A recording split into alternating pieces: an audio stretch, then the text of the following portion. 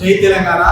Telugu Desam party జీవితకాల జీతగాడు, BJP చేతిలో కీలుబొమ్మ పవన్ కళ్యాణ్ నిన్న తెలంగాణలో ప్రెస్ మీట్ పెట్టి మరొకసారి తెలంగాణ ప్రజల ఆవేశ ఆగ్రహాలకు గురైండు. ఇక్కడ ఒక సెంటిమెంటల్ డ్రామాను క్రియేట్ చేసి ఒక సింపతిని పొందాలనే ప్రయత్నం కూడా పవన్ కళ్యాణ్ చేసినట్టుగా తెలంగాణ ప్రజలు స్పష్టంగా అర్థం చేసుకోవాలి. సభకు అనుమతి లేదని కోర్టు చెప్పింది, ప్రభుత్వం చెప్పలేదు. కానీ పవన్ కళ్యాణ్ని హీరో చేయాలని, పవన్ కళ్యాణ్ చుట్టూ ఈ మీడియా ఉండాలని రేవంత్ రెడ్డి గారే పవన్ కళ్యాణ్ గారికి పరోక్షంగా సహకరించినట్టుగా కూడా తెలంగాణ ప్రజలు ఇప్పటికే గ్రహించారు. మా నాయకురాలు కవిత గారు ఒకరోజు ముందుగానే చాలా స్పష్టంగా చెప్పింది, మిస్టర్ పవన్ కళ్యాణ్ మీరు రావచ్చు, పోవచ్చు, రొయ్యలు అమ్ముకోవచ్చు, నువ్వు రావచ్చు, పోవచ్చు, గుడంబ శంకర్ లాంటి సినిమాలు తీసుకోవచ్చు, నువ్వు రావచ్చు, పోవచ్చు, బిజినెస్ చేసుకోవచ్చు, నువ్వు రావచ్చు, పోవచ్చు, ఇక్కడ హైదరాబాద్ బిర్యానీ కూడా తినిపోవచ్చు అని మా నాయకురాలు కవిత గారు ఒకరోజు ముందుగానే చాలా ప్రేమపూర్వకంగా చెప్పడం జరిగింది. ఏ మాత్రం ఇక్కడ రెచ్చగొట్టినా మా ప్రజల భావోద్వేగాలు బ్లాస్ట్ అయితే వేరే తీరుగా ఉంటది. తెలంగాణ అస్తిత్వం కోసం, తెలంగాణ ప్రాంతం కోసమే బతుకుతున్న పార్టీ తెలంగాణ రక్షణ సేన అని మా నాయకురాలు కవిత గారు స్పష్టంగా చెప్పింది. మా కల్వకుంట్ల కవిత గారు కనుక ముఖ్యమంత్రిగా ఉంటే ఈ పవన్ కళ్యాణ్ని తీసుకుపోయి చెంచల్గూడ జైల్లో వేసేవాళ్ళు. ఈ హైదరాబాద్ లో అడుగు పెట్టగానే తీసుకుపోయి ఎర్రగడ్డలో జైలు చేసి నీ పిచ్చికి ట్రీట్మెంట్ చేయించేవాళ్ళు. ఏం తమాషా చేస్తున్నావా మిస్టర్ పవన్ కళ్యాణ్? గతంలో 11 రోజులు ఉపవాసం ఉన్న నేను తెలంగాణ ఇచ్చినందుకు అని నీ ఉన్మాదపు మాటలను, నీ ఉన్మాదపు చేష్టలను బహిరంగంగానే ప్రకటించుకున్నావు. గతంలో ఖలిస్తాన్ తోటి తెలంగాణ ఉద్యమాన్ని పోల్చినావు. ఇప్పుడు పాలస్తీనా తోటి, పాకిస్తాన్ తోటి మా తెలంగాణను పోల్చి నువ్వు ఇక్కడ నుండి అడుగు పెట్టినావంటే నీకు ఈ ప్రభుత్వం 100కు 100% సహకరించింది.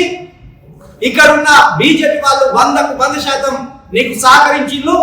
ఇక తెలంగాణ మీద పెయింట్ హక్కులు మాయని విర్రవీగ బీఆర్ఎస్ కూడా కిక్కురు పడకుండా మూతి మీద వేరేసుకొని చూద్దాం చూసింది అనేది కూడా మేము తెలంగాణ ప్రజలకు చెప్పదలుచుకున్నాం. మిస్టర్ పవన్ కళ్యాణ్, ఈ తెలంగాణ పౌరుషం నీకు ఇప్పటికే తెలిసింది. ఇంటికి వచ్చి ప్రెస్ మీట్ పెట్టుకొని నువ్వు తెలంగాణ ప్రజలను రెచ్చగొట్టాలని చూసినావంటే నీకు ఎన్ని గుండెలు ఉంటే ఈ తెలంగాణ మీద అవాకులు చేవాకులు పేరుతామనేది కూడా మేము అడగదలుచుకున్నాం. మేము పాకిస్తాన్ వాళ్ళమా? మేము పాకిస్తాన్ వాళ్ళమా? మేము వేర్పాటు వాళ్ళమా? మేము దేశం నుండి విడిపోవాలనుకున్నామా? రాష్ట్ర ఏర్పాటుకు, దేశ ఏర్పాటుకు తేడా తెలవని సన్నాసి నుండి రాష్ట్ర ప్రజల మనోభావాలను అర్థం చేసుకోలేని వెధవవి నువ్వు. 12 సంవత్సరాలుగా నోరు కట్టుకొని ఉన్న నేను అని మాట్లాడతాను. ఎవడు కట్టుకోమన్నాడు నేను నోరు? తెలంగాణకు వచ్చి ఎగరపోయినావు, తెలంగాణకు వచ్చి పండి పొర్రాడకపోయినావు. నేను ఎవరన్నాడు? నీ ఇష్టానుసారంగా మాట్లాడుతుంటే ఇక్కడ తెలంగాణ ప్రజలు చూస్తూ ఊరుకోరని చెప్పదలుచుకున్నాం. నేను మళ్ళీ అంటున్నా, నువ్వు రాజకీయాల్లో అడుగుపెట్టి నీ పార్టీ పెట్టి 15 సంవత్సరాలుగా వస్తుంది కదా, 10 నిమిషాలు పేపర్ను చూడకుండా, రాసిచ్చిన స్క్రిప్ట్ చూడకుండా మాట్లాడే ప్రయత్నం ఎప్పుడైనా చేశావా? ఆ త్రివిక్రమ్ రాసిచ్చిన స్క్రిప్ట్, ఆ హరిశంకర్ రాసిచ్చిన స్క్రిప్ట్, ఆ మత్స్య రవి రాసిచ్చిన స్క్రిప్ట్ చదువుకుంటూ ఇంకెన్ని రోజులు మమ్మల్ని రెచ్చగొట్టే ప్రయత్నాలు చేస్తావు? ఈ తెలంగాణను అవమానించే ప్రయత్నాలు చేస్తావు? మా మీద ఇంకెన్నాళ్ళు విషం కక్కుతావు? మిస్టర్ పవన్ కళ్యాణ్, నేను తెలంగాణ రమ్మని పిలుస్తుందా? ఎవరు నిన్ను రమ్మని పిలిచింది? నీ అక్రమాస్తులను కాపాడుకోవడానికి వస్తున్నావా? బీజేపీ చాటున వస్తున్నావా? రేవంత్ రెడ్డి చాటున వస్తున్నావా? నీకు బీఆర్ఎస్ లో ఉన్న స్నేహితుల మాటన ఇక్కడికి వచ్చి తిష్ట వేయాలని చూస్తున్నావా? నీ మాటల్లోనే స్పష్టంగా తెలంగాణ ప్రజలకు అర్థమైంది.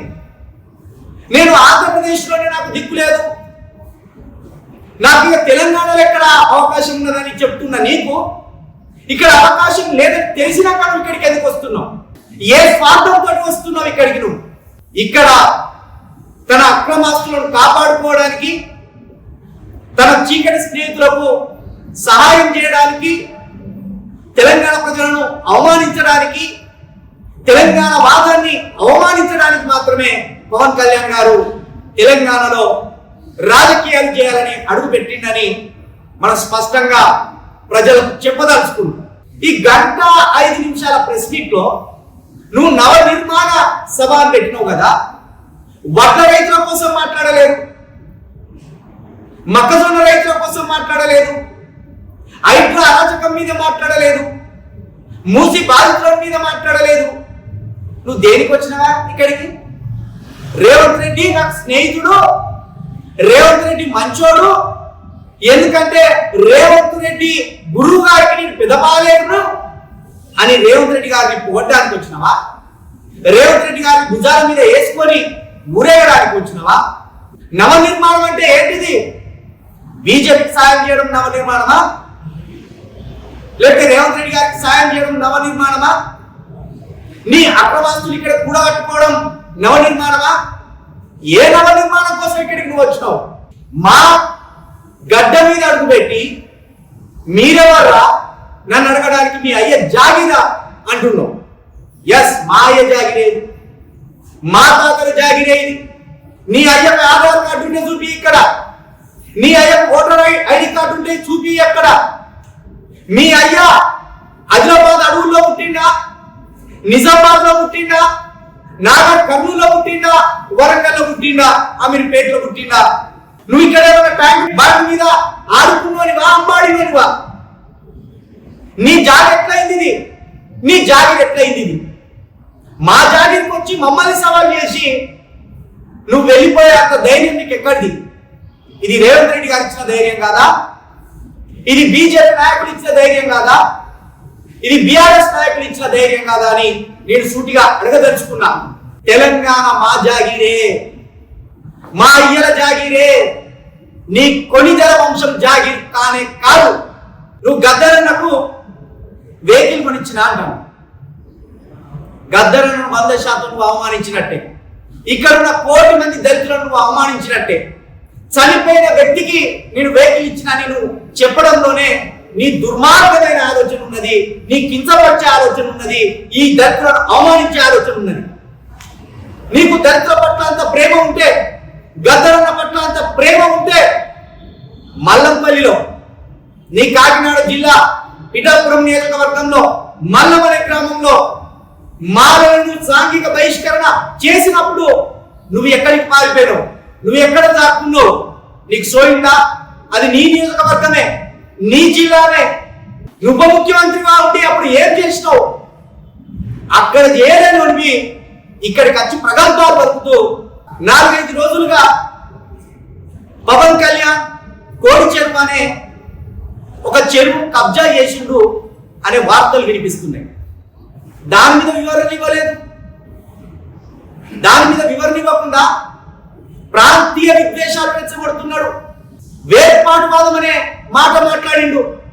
మా దగ్గర బరెలక్క అనే ఒక సోదరి ఉన్నది. బరెలక్క పోటీ చేసింది, బరెలక్కతో మీరు పోటీ చేసింది. బరెలక్కకి ఎక్కువ ఓట్లు వచ్చినాయి, మీకు తక్కువ ఓట్లు వచ్చినాయి. మీరు నోట్లతో పోటీ పడ్డారు. నీ ఊకదంపుడు ఉపన్యాసాలకు ఇక్కడ బెదిరిపోయేవాడు, అదిరిపోయేవాడు. నేను ఖచ్చితంగా ఇక్కడ పోటీ చేస్తా అంటున్నావు కదా, మేము వెల్కమ్ చేస్తున్నాం రా. ఖచ్చితంగా నువ్వు పోటీ చేయాలి, నోట్లతోటి నువ్వు పోటీ పడాలి. నువ్వు చెప్పకనే చెప్పినావు.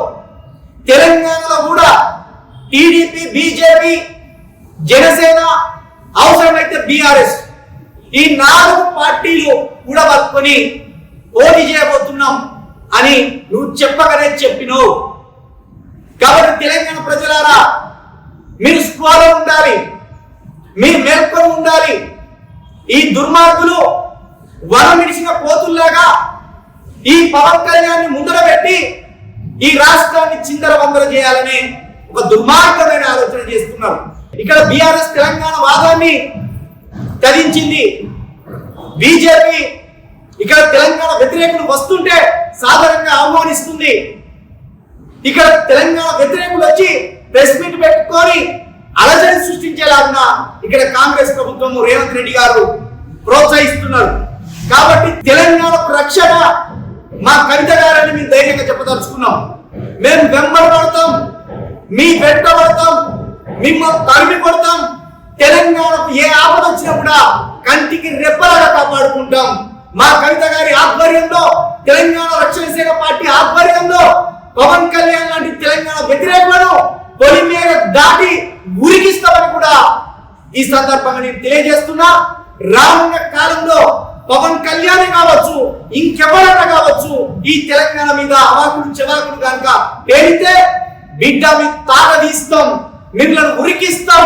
తెలంగాణ రక్షణ సేన మీ వెంటబడుతుందని కూడా మరొకసారి చెప్తూ జై తెలంగాణ, జై తెలంగాణ రక్షణ సేన, జై కవితమ్మ.